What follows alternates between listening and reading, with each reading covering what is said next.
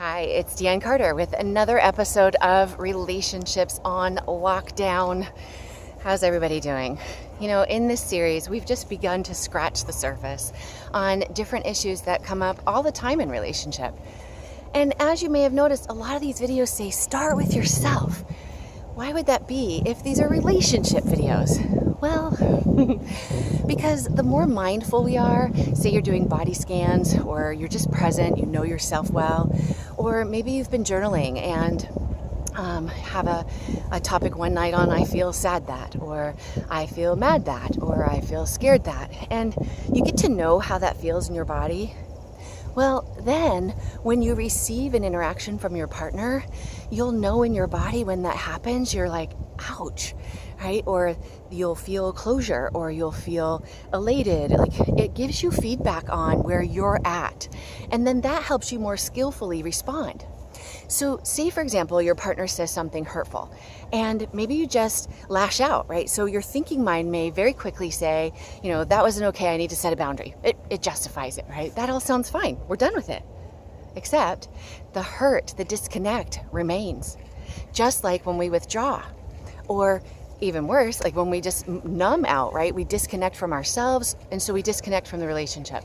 It's like a 1,000-piece puzzle. You know, over time, we may not feel it right away, but over time, we feel the cumulative effects. And then our thinking mind, we might say like, oh, well, you know, maybe this isn't the partner for me, or this partnership isn't what it used to be. Instead of, I've gotten more disconnected from myself. I am losing my passion and connectedness here.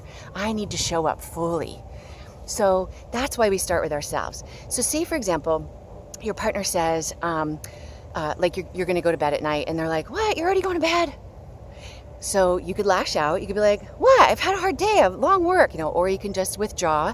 And for people who maybe don't feel good enough, you know, maybe they feel like something's wrong with them, or they're not enough, or they, you know, should have stayed up longer and done more. And so then they start reporting, you know, like, well, I've got this and this and this done, so now I'm going to bed. It's like we get in this habit of having to have drama, or having to prove that we deserve to have a break. But if you've been mindful, if you're connected to yourself, then you might say to your partner, hey, what are you feeling right now when you say that? Or what's the intention of what you just said? Or what's going on for you, right?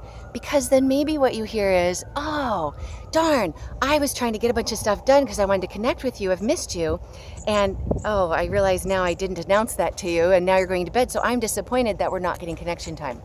Maybe we can be more skillful in the next few days and create some connection time, right? So when we catch it within ourselves, we more skillfully bring it up to our partner, and then conflict doesn't have to be chaos, right? It can just be that those differences aren't difficulties. They just are little speed bumps instead of big bumps, okay? So this series was meant to be just a little taster to get you started with relationship issues as we're home. And I love the questions that I've been getting, or but what do I do when?